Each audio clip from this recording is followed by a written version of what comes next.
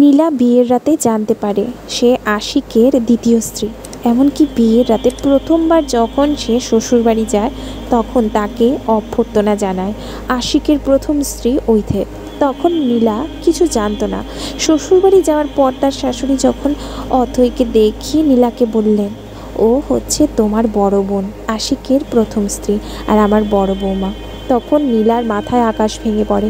নীলা যে শুধু আশিকের দ্বিতীয় স্ত্রী তা না, আশিকের প্রথম স্ত্রীর ঘরে 4 বছরের একটা মেয়েও আছে। নীলার শাশুড়ি যখন মেয়েটিকে ডেকে বললেন, আনিশা দাদুন, এটা তোমার ছোট আম্মু, তখন নীলা তা জানতে পারে। নীলা মধ্যবিত্ত পরিবারের মেয়ে। তারা অঢেল সম্পত্তির মালিক না, আবার দিন আনে দিন খায় এরকমও না। সে তুলনায় আশিকরা অনেক বড় লোক।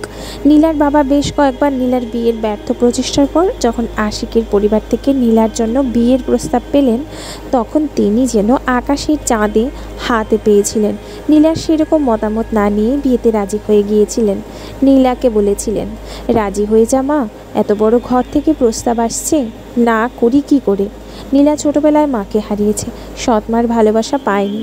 এই বাবাই তাকে আগলে রেখেছিল এতগুলো বছর। বাবাকে আশ্রয় করেই নীলার বেড়ে ওঠা।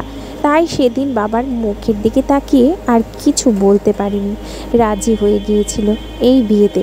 ফলস্বরূপ আজ সে তার স্বামীর দ্বিতীয় স্ত্রী। নীলাকে বাসর ঘরে ঢোকানোর সময় নীলা হাসবে না কাঁদবে বুঝতে পারছিল না।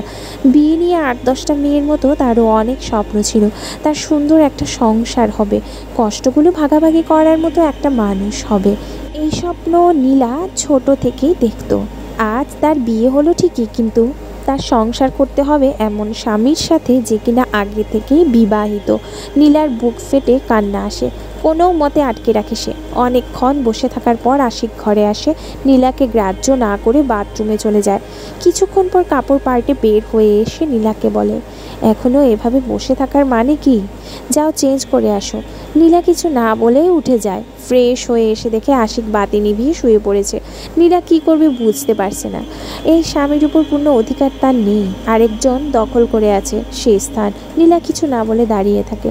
আশিক যখন গভীর ঘুমে আচ্ছন্ন, কিছুক্ষণ পর উপায় না দেখেও নীলা বিছানায় শোয়ার জন্য ওঠে। আশিক তখন লাফ দিয়ে উঠে বলে, আমার বিছানায় কেন? ঘরে কি জায়গার অভাব নাকি? নীলা অবাক হয়ে যায়। স্বামীর বিছানায় শোয়ার অধিকারটুকুও কি তার নেই? বলে, না মানে আমি তো জানি না কোথায় শুতে হবে, এজন্য আর কি। বাইরে যাও, গিয়ে কাউকে জিজ্ঞেস করো তুমি কোথায় থাকবে। আর যাই হোক আমার বিছানায় শুতে পারবে না। নীলা কিছুক্ষণ চুপ থেকে বলে, আমি তো নতুন, তাই কাউকে সেভাবে চিনি না। আপনি যদি একটু কষ্ট করে আমার সাথে আসতেন তাহলে ভালো হতো। আশিক এবার রেগে যায়। এত বড় সাহস হয় কি করে তোমার যে আমাকে অর্ডার দিচ্ছ? অথই এতদিন পর্যন্ত আমাকে কিছু বলার সাহস পায়নি, আর তুমি আজ এসে আজই হুকুম করছো? নীলা পুরোপুরি স্তব্ধ হয়ে যায়, কথা বলার ভাষা হারিয়ে ফেলে। কিছুক্ষণ পর আশিক বলে, বের হওয়ার সাহস না থাকলে এই সোফায় ঘুমাও, কালকে থেকে আর এখানে শোয়ার চেষ্টা করবে না। আশিক মাথা ঢেকে শুয়ে পড়ে। সোফায় বসে কান্নায় ভেঙে পড়ে নীলা। নীলার মনে হয় তার জীবন নিয়ে যত স্বপ্ন ছিল সব হঠাৎই মাটি চাপা পড়ে গেছে। এখন আর স্বপ্ন দেখার কিছু বাকি নেই। সে ভাবতো বিয়ের পর তার কষ্টগুলো দূর হবে, মা হারানোর বেদনা সে ভুলতে পারবে। এখন মনে হচ্ছে তার সম্ভাবনা তো নেই, বরং যে কদিন সে বেঁচে থাকবে আরও কষ্ট পেতে হবে। যে বিয়ে তার জীবন পাল্টে দিবে ভেবেছিল সে বিয়ে তার জীবনকে পাল্টে দিল ঠিকই, কিন্তু যেভাবে সে চেয়েছিল সেভাবে নয়। এতদিন লালন করা সব স্বপ্নকে ধূলিসাৎ করে দিয়ে তার জীবনকে ধ্বংস করে দিয়ে নীলার দু চোখ বেয়ে অশ্রু গড়াতে থাকে, ভিজিয়ে দেয় পুরো গাল, এমনকি পরনের কাপড়ও। সে রাতে নীলা আর ঘুমাতে পারে না, কেঁদেই কাটিয়ে দেয় সারা রাত। সকালে আশিক ঘুম থেকে উঠে নীলাকে সোফায় বসে থাকতে দেখেও কিছু বলে না। নীলার চোখ মুখ দেখেই বোঝা যায় সারা রাত কেঁদেছে। আশিক বুঝতে পারে কিন্তু কিছু বলে না। যাকে মন থেকে স্ত্রী হিসেবে মানে না, সে যদি স্ত্রী হিসেবে ঘরে থাকে তাহলে তার প্রতি দয়া দেখাবে কেন? আশিক ঘর থেকে বেরিয়ে যায়। নীলা সেভাবেই বসে থাকে। নীলা ভেবেছিল কেউ আসবে, কিন্তু অনেকক্ষণ পার হয়ে যাওয়ার পরও কেউ আসে না। নীলা উঠে ঘর গোছানো শুরু করে। প্রথমে বিছানা, এরপর পুরো ঘর, এরপর অপেক্ষা করতে থাকে কারো আগমনের। নতুন বউ সে, নিজে থেকে বের হতে পারে না। নতুন বউ, কে কার বউ? যে স্বামী বিয়ের রাতে তার নববিবাহিতা স্ত্রীকে আলাদা থাকতে বলে তার বউ। নীলা আনমনেই তার ছেলের হাসি দেয়।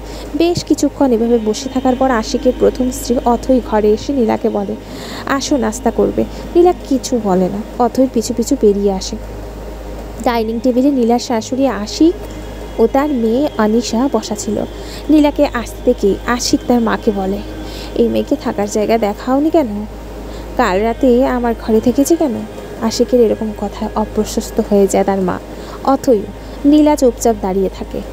একবার ইচ্ছে হয় বলে স্বামীর ঘরে থাকতে না পারলে বিয়ে করার কি দরকার ছিল, কিন্তু বলে না। হাজার হোক নতুন বউ, সে এভাবে কথা বলা মানায় না। কিসের নতুন বউ? যে স্বামী তাকে স্ত্রী হিসাবে মানে না তার বউ? নীলার বুক থেকে দীর্ঘশ্বাস বেরিয়ে আসে। আশিক আর কিছু বলে না, শোনার অপেক্ষাও করে না, উঠে যায়। নীলার শাশুড়ি নীলাকে বসতে বললেন। খাবার খেতে খেতে বলেন, আশিকের এরকম আচরণে কিছু মনে করো না বৌমা, ও আসলে এরকমই। অথই থেকে জিজ্ঞেস করে দেখো, অথই বলে দেবে, কয়েকদিন পর ঠিক হয়ে যাবে, এসব নিয়ে চিন্তা করো না। নীলা মাথা নাড়ে, শুধু কিছু বলে না। ইচ্ছে হয় বলে। আপনি থাকতে আপনার সতীন আনলেন কেন ঘরে? যেখানে আপনার স্বামী রাজি না সেখানে আমাকে এনে আমার জীবনটা নষ্ট করার কি দরকার ছিল? কিন্তু বলে না। ওই যে হাজার হোক সে নতুন বউ, এরকম কথা বলা তার মানায় না। সে রাতে নীলাকে আলাদা ঘর দেখিয়ে দেওয়া হয়। আশিকের তীব্র আপত্তি, নীলা তার সাথে শুতে পারবে না, তাই আশিকের ঘরে অথই আর আনিশা থাকে, নীলা আলাদা ঘরে। এভাবেই দিন কাটতে থাকে। বেশ কয়েকদিন অতিবাহিত হয়ে যায়। নীলার শাশুড়ি নীলাকে অনেক আদর করেন, অথইও ছোট বোনের মতোই দেখে, কিন্তু আশিক মুখ ফিরেও তাকায় না। নীলাও এখন মানিয়ে নিয়েছে মোটামুটি, সবার সাথেই কথা হয়, শুধু আশিক বাদে। আনিশার সাথে বেশ ভালো সম্পর্ক, কিন্তু একটা প্রশ্ন তার মন থেকে যায় না। আশিকের আপত্তি থাকা সত্ত্বেও কেন তাকে এই পরিবারের দ্বিতীয় স্ত্রী হিসেবে আনা হলো? একদিন সে অথই থেকে জিজ্ঞাসা করে বসে। সকালবেলা যখন আশিক অফিসে, তখন অথই নীলার সাথে গল্প করছিল। নীলা তখন জিজ্ঞাসা করে, আপু একটা কথা বলি? হ্যাঁ বলো। আশিক তো আমাকে স্ত্রী হিসেবে মানে না, আর তাছাড়া আপনি তো আছেনই ওর স্ত্রী হিসেবে, আপনাদের একটা ছোট মেয়েও আছে, এরপরও কেন আমাকে এই পরিবারে আনা? অথই নীলার দিকে তাকিয়ে থাকে। তার চেহারায় স্পষ্ট বেদনার ছাপ ফুটে ওঠে। কিছুক্ষণ চুপ থেকে বলে, কথাগুলো তো তোমাকে জানতেই হতো, আমিই বলতাম আজ না হলেও কিছুদিন পর তো বটেই, কিন্তু তুমি জিজ্ঞেস করে ফেললে আজকে। আমার আসলে অনেক দিন ধরে এই প্রশ্নটা মাথায় ঘুরছে, কোনোভাবেই কিছু মেলাতে পারছিলাম না, তাই জানতে চাইলাম। অথই দীর্ঘশ্বাস ফেলে, শোনো তবে, আমাদের সংসারে কোনো কিছুর কমতি ছিল না, যথেষ্ট ভালোবাসা ছিল, খুব ভালোভাবেই আমাদের দিন কাটছিল, কিন্তু এত শোক বোধহয় কারো কপালে হয় না। আমার বুকে একটা ছোট ফোড়া উঠেছিল অনেক দিন আগে, গুরুত্ব দেইনি, কিন্তু অনেক দিন পরও যখন এটা ভালো হচ্ছিল না, বরং অবস্থা আরও খারাপ হচ্ছিল, তখন আশিককে জানাই। আশিক আমাকে ডাক্তারের কাছে নিয়ে যায়, বেশ কয়েকটি টেস্ট করতে দেওয়া হয়। এরপর ডাক্তার জানায়। অথই কথা শেষ করতে পারে না, হঠাৎ কান্না শুরু করে। নীলা চমকে ওঠে, ভেতরে নিশ্চয়ই কোনো রহস্য আছে যা সে জানে না। অথইকে কাঁদতে দেয়। কিছুক্ষণ পর অথই আবার বলা শুরু করে। ডাক্তার জানায় আমার ব্রেস্ট ক্যান্সার হয়েছে এবং এটা এখন পুরো শরীরে ছড়িয়ে গিয়েছে, এত মারাত্মক অবস্থায় পৌঁছে গেছে যে এখন চিকিৎসা করেও কোনো লাভ হবে না। আশিক এই কথা শুনে পাগল প্রায় হয়ে যায়। দেশের বড় বড় ডাক্তারদের সাথে কথা বলে, সবখানে একই কথা, এখন চিকিৎসা করে লাভ হবে না, এমনকি আমাকে আলটিমেটাম দিয়ে দেওয়া হয়, আর 1 থেকে 2 মাসের মধ্যে আমি মারা যাব। নীলা অবাক হয়ে যায়। হঠাৎ তার কাছে সব স্পষ্ট হয়ে যায় কেন তাকে এই পরিবারে আনা হয়েছে। কিছু বলার আগেই অথই আবার বলে, জন্ম মৃত্যু তো আল্লাহর হাতে, আল্লাহ বাঁচালে তো কিছুই হবে না, কিন্তু মেডিকেল সায়েন্স মতে আমার বেঁচে থাকার সম্ভাবনা 0%। কিন্তু আনিশা ছোট, আমি না থাকলে ওকে দেখবে কে? এই জন্যই আমি প্রথমে সবাইকে বলি আনিশার জন্য হলেও নতুন কাউকে আনতে, অন্তত আমার মেয়েটা যাকে আশ্রয় করে বেঁচে থাকবে। প্রথমে কেউ রাজি হয়নি, অনেক কষ্টে শাশুড়িকে রাজি করাই। এরপর আমরা দুজন মিলে আশিককে বোঝাই, সে কিছুতেই মানবে না। অনেক বলার পর রাজি হয়, তখন বলে সে বিয়ে করবে, কিন্তু আমার জায়গা অন্য কাউকে দিতে পারবে না। আমরা তাতেই রাজি হয়ে যাই। নীলা সব কিছু বুঝতে পারে। হঠাৎ তার কাছে মনে হয় এই পরিবারে সে তুচ্ছ না, তার দায়িত্ব অনেক বেশি। একটা মেয়ের মায়ের দায়িত্ব নিতে হবে তাকে, যার আসল মা জানে কয়েকদিন পর তাকে পৃথিবী থেকে বিদায় নিতে হবে। আশিকের জন্য মায়া হয়। অথৈকে সে অনেক ভালোবাসে, বোঝাই যায়। কিন্তু এই স্ত্রীকে কয়েকদিন পর সে হারাবে, এটা জানলে কারোরই ভালো থাকার কথা না। আশিকের এতদিনের আচরণে নীলার মনে যে ক্ষোভ জমেছিল তা যেন মুহূর্তেই উড়ে যায়। জন্মনে মায়া। অথৈয়ের কথা শুনে নীলা বুঝতে পারে কেন তাকে আশিকের দ্বিতীয় স্ত্রী হিসেবে এই ঘরে আনা হয়েছে। অথৈ ক্যান্সারে আক্রান্ত, কয়েকদিন পর হয়তো মারা যাবে। এরপরও তার মেয়েটা আনিশা যাতে ভালো থাকে এজন্য সে নিজেই আশিক ও তার পরিবারকে রাজি করিয়েছে আশিকের আবার বিয়ের জন্যে। যদিও আশিকে বিয়ে মেনে নেয়নি, কখনো নিবে কিনা সন্দেহ, তবুও অথৈ তাকে বাধ্য করেছে তার মেয়ে অনিশার দেখভালের জন্য। নীলারও কষ্ট লাগতে থাকে অথৈয়ের কথা শুনে। মায়ের ভালোবাসা নীলা পায়নি, ছোটবেলা মাকে হারিয়েছে, কিন্তু এখন বুঝতে পারছে মাতৃস্নেহ কী। একজন মা তার মেয়ের জন্য স্বামীকে আবার বিয়ে করতে বাধ্য করছেন, স্বামীর অনিচ্ছা সত্ত্বেও। নীলার হৃদয় কেঁদে ওঠে। এভাবে কয়েকদিন অতিবাহিত হয়। আশিক এখনও নীলাকে স্ত্রীর মর্যাদা দেয়নি, কিন্তু বাড়ির বাকি সবাই নীলাকে আপন করে নিয়েছে। নীলাও অনিশার সাথে খুব অন্তরঙ্গ সম্পর্ক তৈরি হয়েছে নীলার। আনিশা এখন নীলাকে আম্মু ডাকে, নীলাও খুব আদর করে তাকে। অথৈ এতে খুশি। নীলার শাশুড়িও। একদিন সন্ধ্যায় নীলা আনিশার সাথে খেলছিল, তখন অথৈ হঠাৎ মাথা ঘুরে পড়ে যায়। সাথে সাথেই জ্ঞান হারায় সে। সবাই দ্রুত সেখানে ছুটে যায়। তখনই হাসপাতালে নেওয়া হয় অথৈকে, স্থানান্তর করা হয় আইসিইউতে। 24 ঘন্টারও বেশি সময় অথৈয়ের জ্ঞান ছিল না। অনেক উৎকণ্ঠার মধ্যে দিয়ে সময় পার হয়। পরদিন রাতে ডাক্তাররা জানান অথৈয়ের জ্ঞান ফিরেছে, যে অপারেশন করা হয়েছিল তাও সফল হয়েছে, এখন মোটামুটি বিপদমুক্ত। সবাই স্বস্তির নিঃশ্বাস ফেলে। পরদিন সকালে তাকে কেবিনে স্থানান্তর করা হয়। ডাক্তাররা সবাইকে ভেতরে যাওয়ার অনুমতি দেন। অথৈ মোটামুটি স্বাভাবিকভাবেই কথা বলে সবার সাথে। বেশ কিছুক্ষণ পর নীলাকে বলে, আনিশাকে একটু ডেকে দাও। আনিশা আসে। অথৈ হাতের ইশারার কাছে টেনে নেয়। শোয়া অবস্থাতেই আনিশাকে বুকে চেপে ধরে, জিজ্ঞাসা করে, তোমাকে ছোট আম্মু অনেক আদর করে তাই না মামনি? ছোট আনিশা সবে 4 বছরে পা দিয়েছে। মায়ের এরকম অসুস্থতার ধাক্কা সামলে উঠতে পারেনি কখনো। মাকে কাছে পেয়ে মায়ের বুকেই শুয়ে থাকে, কথা বলে না। অথৈ আবার জিজ্ঞাসা করে, আমি যদি না থাকি তাহলে ছোট আম্মুর কথা শুনবে না? আশিক সামনে এগিয়ে এসে বলে, অথৈ কি বলছো এসব? ডাক্তাররা বলছে তো সব ঠিক হয়ে গেছে। নীলা এ কথাই বলতে চেয়েছিল, আশিককে বলতে দেখে আর বলে না। অথৈ সেদিকে না তাকিয়ে আনিশার সাথেই কথা বলতে থাকে। ছোট্ট আম্মু কি বিরক্ত করবে না কখনো? ঠিক আছে। আনিশা না বুঝে মাথা নাড়ে। অথৈ আবারও বলে, আব্বু আম্মু আর দাদুনের কথা শুনবে কেমন? আর আম্মুর জন্য কান্না করবে না একদমই। যদি কখনো কান্না আসে তাহলে ছোট আম্মুর আর দাদুনের সাথেই খেলবে, দেখবে আর কান্না আসবে না। আনিশা এবার কেঁদেই দেয়। অথৈ বলে, কাঁদতে মানা করছি না মামুনি। আশিকের দিকে তাকিয়ে বলে, ডাক্তারের বলায় কি সব আশিক? আমি স্পষ্ট বুঝতে পারছি আমি আর বেশিক্ষণ থাকবো না। আমার কেমন অনুভূতি হচ্ছে বোঝাতে পারবো না, কিন্তু এরকম কখনো হয়নি আগে। নীলাকে বলে, আমার মেয়েটা আজ থেকে তোমার হাতে দিয়ে গেলাম। আমি মায়ের দায়িত্ব পালন করে যেতে পারিনি, আমার ব্যর্থতা তুমি গুছিয়ে দিতে পারবে এই আস্থা রেখে যাচ্ছি। নীলারও চোখ দিয়ে পানি গড়াতে থাকে। আশিক বলে, কিছুই হবে না অথৈ, তুমি অযথাই চিন্তা করছো। ডাক্তাররা বলছে বিপদ কেটে গেছে, অপারেশন সাকসেস হয়েছে, সেখানে তুমি বলছো উল্টো কথা। ডাক্তাররা তাদের বলেছে, কিন্তু আমি জানি আমার আর বেশি সময় নেই। এসব চিন্তা ঝেড়ে ফেলো। আনিশাকে আমার কাছে দাও, তুমি এখন ঘুমানোর চেষ্টা করো। নীলাও একই কথা বলে, আপু আনিশাকে আমার কাছে দিন, আপনি ঘুমানোর চেষ্টা করুন। এত বড় একটা অপারেশন তো, এজন্যই আপনার খারাপ লাগছে মনে হয়। অথৈ কোনো মতে ভাঙা গলায় বলে, আমার শেষ সময়ে আমার মেয়েকে আমার কাছ থেকে ছিনিয়ে নেবে? এরপর আর কিছু বলা যায় না। অথৈ আনিশাকে বুকে জড়িয়ে ধরে রাখে। আনিশাও জাপটে ধরে রাখে মাকে।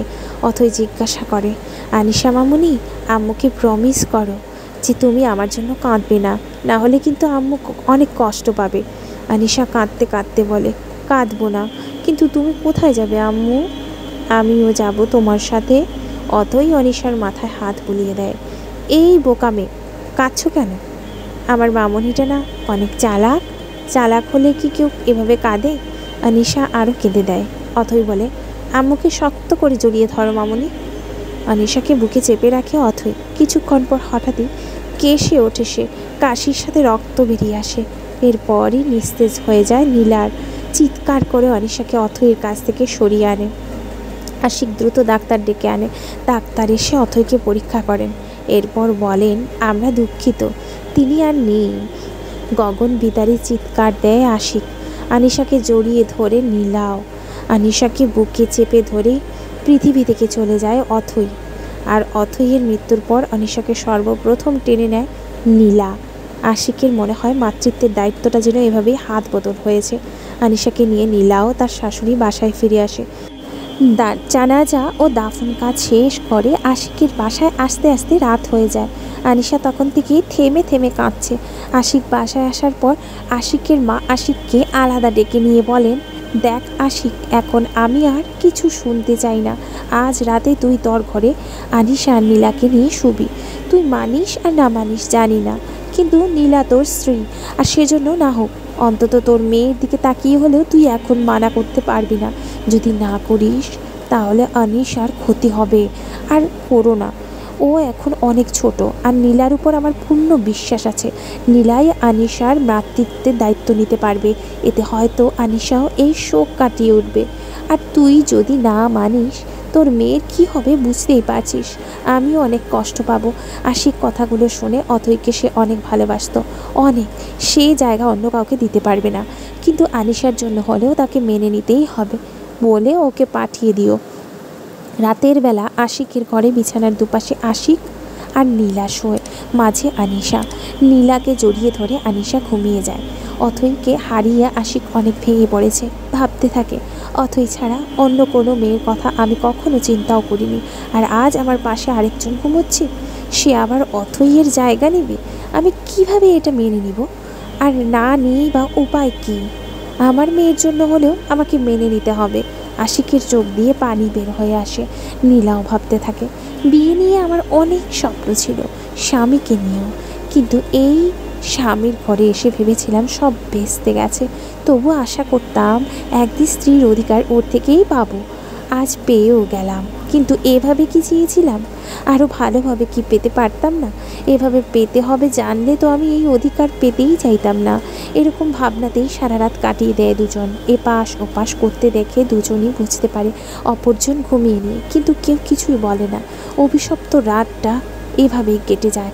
অথৈ যেদিন মারা যায় সেদিনই প্রথম এক বিছানায় শোয় আশিক ও নীলা। নীলা আশিককে বিয়ের পর প্রথম রাতেই যখন আশিকের খারাপ আচরণের শিকার হয়েছিল, তখন থেকে এরকম একটি রাতের স্বপ্ন দেখত। আশিক তাকে কোনো একদিন স্ত্রী হিসাবে মেনে নেবে, সে আশিকের সাথে শোয়ার অধিকার পাবে। আর সেই স্বপ্ন পূরণ হলো বটে, কিন্তু এভাবে পূরণ হোক এটা নীলাও চায়নি।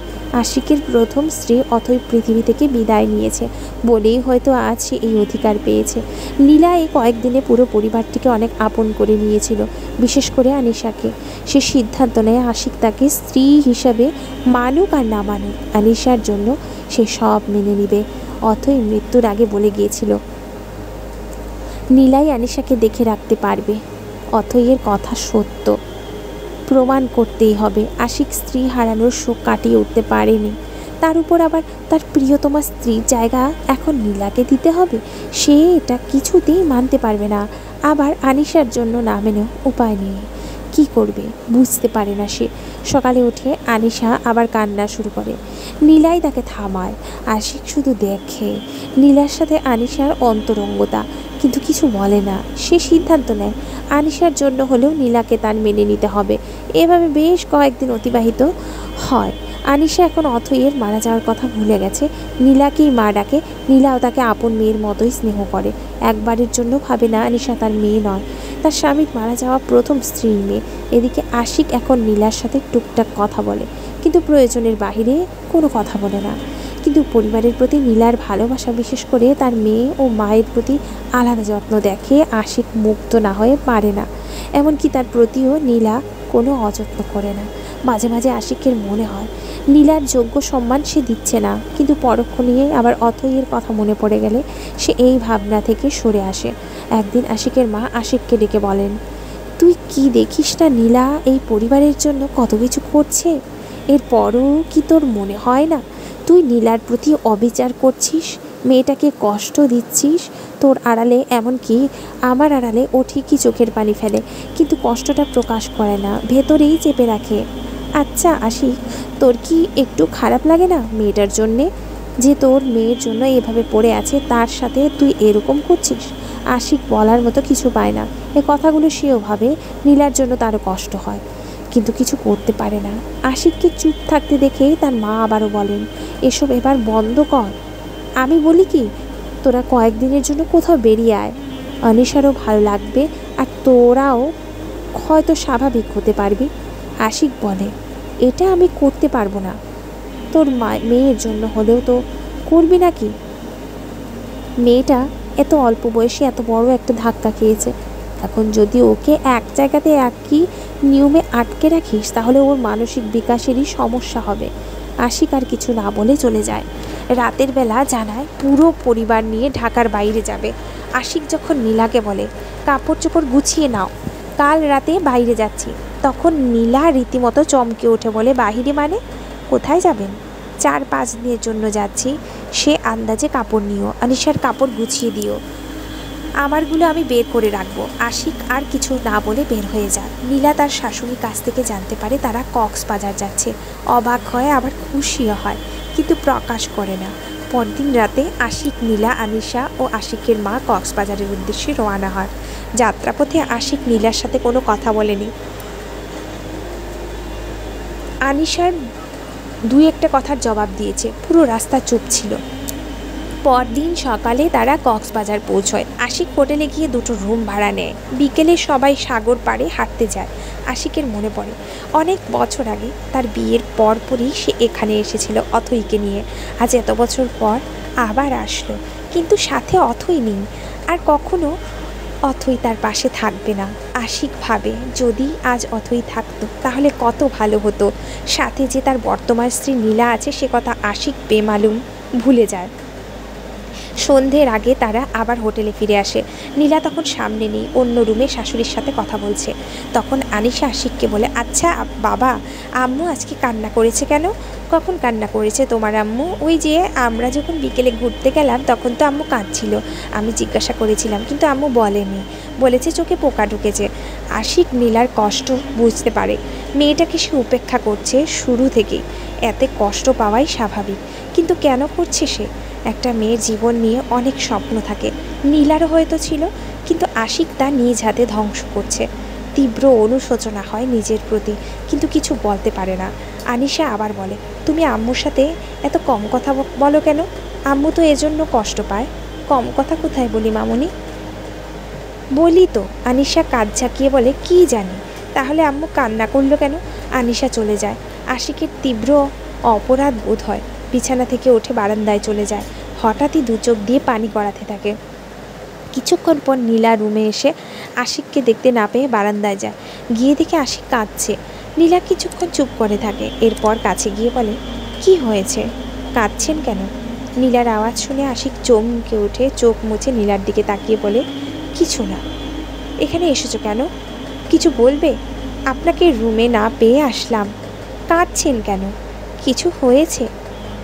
না, কিছু না।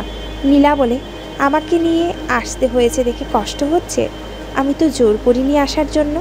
আপনি মাকে বুঝিয়ে বললেই তো হতো। আমি কি কিছু বলেছি? এসব বলার মানে কি বোঝা যায়, কিন্তু আমি তো আপনার কাছে কিছু চাইনি। যদি আমি জোর করে স্ত্রীর অধিকার চাইতাম তাহলে কষ্ট পেতে পারতেন। আমার দায়িত্ব ছিল আনিশার মা হওয়া, সেটা যথাসম্ভব করে যাচ্ছি। আপনার কাছে তো কখনো কিছু চাইনি, আবদারও করিনি। আশিক নীলার দিকে ফিরে বলে, তোমার অনেক কষ্ট হয় তাই না নীলা? কষ্ট হয় মানে? আমার আচরণে তুমি অনেক কষ্ট পাও না? নীলা দীর্ঘশ্বাস ফেলে বলে, এসব নিয়ে আর ভাবি না এখন। ভাগ্য মেনে নিয়েছি, কপালে সুখ না থাকলে এমনিতেও সুখ আসবে। আপাতত আনিশাকে ঘিরিয়ে আমার জীবন। একটা আবদার রাখবে? কি? আমাকে মন থেকে মেনে নিবে? যদি আমি তোমাকে মেনে নিই তাহলে? জানো, আমি বুঝি যে আমি তোমাকে কষ্ট দিই, এজন্য অপরাধ বোধে ভুগি, কিন্তু কিছু করতে পারি না। সব সময় মনে হয় তোমার জীবনের স্বপ্নগুলো আমি নষ্ট করে ফেলেছি, কিন্তু অথইয়ের স্মৃতি যে কিছুতেই ভুলতে পারি না। যখন এভাবে তোমাকে আর কষ্ট দিব না তখন অথইয়ের কথা মনে হয়। আবার আমি পিছিয়ে আসি, কিন্তু এখন আর পারছি না। অথই ছিল, এখন নেই, কিন্তু আমাকে কুড়ে কুড়ে খাচ্ছে। স্মৃতিগুলো হৃদয়ে বিষ বাষ্প ছড়িয়ে দিচ্ছে। আমি আর মেনে নিতে পারছি না। আমি মুক্তি চাই, এখান থেকে বেরিয়ে আসতে চাই। নীলা অবাক হয়ে শোনে, যে স্বামী কখনো তাকে স্ত্রীর মর্যাদা দেয়নি সে আজ ফিরতে যাচ্ছে। নীলা কথা বলার শক্তি হারিয়ে ফেলে। এরকম একদিনের স্বপ্ন সে দেখত। অথই অনেক দিন আগে বলেছিল, তুমি চিন্তা করো না, আশিক একদিন ঠিকই তোমায় মেনে নিবে। সেদিনের প্রতীক্ষায় চাতক পাখির মতো চেয়েছিল নীলা। তবে কি তার প্রতীক্ষার অবসান ঘটছে? নীলা ভাবতে পারে না। আশিক আবার জানতে চায়, বলো, আমার জীবনে ফিরে এসে আমাকে অভিশপ্ত জীবন থেকে মুক্তি দিবে? নীলা কোনো মতে মাথা নাড়ে। আশিক দুহাতে বুকে টেনে নেয় নীলাকে। নীলা আর সামলাতে পারে না, আশিককে জড়িয়ে ধরে কেঁদে দেয়। চোখের অশ্রুতে ভিজে যায় আশিকের শার্ট। এই অশ্রু কষ্টের নয়, প্রাপ্তির। আশিক নীলাকে জড়িয়ে ধরেই রুমে আসে। জিজ্ঞাসা করে, আনিশা কোথায়? ওই রুমে ঘুমিয়ে গিয়েছিল, তাই মা আর আসতে দেননি। ও ওইখানেই ঘুমাক, আজ রাত হবে আমাদের, শুধু আমাদের। নীলা কিছু বলে না। এতদিন সে স্বপ্ন দেখেছে এরকম একটি রাতের, আজ তা পূর্ণতা পাচ্ছে। নীলার মনে হয় সে ঘোরের মাঝে আছে। 5 বছর পর আশিকের অফিস থেকে ফিরতে অনেক রাত হয়ে যায়। বাসায় এসে দেখে আনিশা আর অনেক ঘুমিয়ে গেছে। ও হ্যাঁ, অনেক হচ্ছে আশিক আর নীলার ছেলে। প্রতিদিন অফিস থেকে ফিরে এসে দুই ছেলে মেয়েকে জড়িয়ে ধরে আশিক সারাদিনের ক্লান্তি ভুলে যায়। আজ দুজনই ঘুমিয়ে গেছে। নীলা বলে, যান ফ্রেশ হয়ে আসুন, টেবিলে খাবার দেয়া আছে, একসাথে খাবো। আশিক ফ্রেশ হয়ে এসে খেতে বসে। খাওয়া শেষে নীলাকে বলে, নীলা একটা কথা বলি। কি এমন কথা বলবেন যার জন্য এভাবে অনুমতি নেওয়া লাগবে? একটা অনুরোধ করব, রাখবে? সাধ্যের বাইরে কিছু বলবেন না, এই বিশ্বাস আছে, তাই না জেনেই বলছি, রাখবো। আমাকে আজ থেকে তুমি করে বলবে, আমি আর কিছু শুনতে চাই না। তুমি বলেছো রাখবে, তাই রাখতেই হবে। নীলা মাথা নিচু করে আস্তে করে বলে, কেমন আছো? আশিক হেসে নীলাকে বুকে জড়িয়ে নেয়। ওরে আমার লজ্জাবতী লতা। নীলাকে বুকে জড়িয়ে রেখে আশিক জিজ্ঞাসা করে, তোমাকে আমি একসময় অনেক কষ্ট দিয়েছি না? আহা, কেন এসব কথা বলেন বারবার? আমি সব ভুলে গিয়েছি তো। তুমি করে না বলার কথা ওই হলো, কেন এসব কথা বলো বারবার? আশিক হেসে বলে, অনেক তোমার ছেলে, কিন্তু আনিশা তো তোমার মেয়ে। কখনো কি মনে হয় না অনিশার জন্য তোমাকে বাড়তি কষ্ট করতে হচ্ছে? কখনোই না। আনিক যেমন আমার ছেলে, অনিশাও ঠিক তেমনি আমার মেয়ে। আর আনিশা তো আমার কাছে বিশেষ কিছু। আনিশার জন্যই আমি প্রথম মাতৃত্বের স্বাদ পেয়েছিলাম। প্রথম যেদিন আনিশা আমায় আম্মু বলেছিল, সেদিনের অনুভূতি কখনো বলে বোঝাতে পারবো না। খুব ছোটোবেলা যখন মাকে হারিয়েছিলাম তখন থেকেই স্বপ্ন দেখতাম, যদি কখনো মা হওয়ার স্বাদ পাই তাহলে আমার সন্তানকে নিজের সর্বোচ্চ দিয়ে ভালোবাসবো। আনিশাই আমাকে মা হওয়ার স্বাদ দিয়েছে, আর আনিকের জন্য আমি মা হওয়ার কষ্টটা বুঝতে পেরেছি। আর তাই দুজনই আমার ভালোবাসা, দুজনকে ঘিরেই আমার জীবন। আশিক আরও শক্ত করে জড়িয়ে ধরে নীলাকে। ধন্যবাদ বন্ধুরা। ভিডিওটি যদি ভালো লেগে থাকে অবশ্যই একটি লাইক, কমেন্ট, চ্যানেলটিকে সাবস্ক্রাইব করে পাশে থাকার অনুরোধ রইল।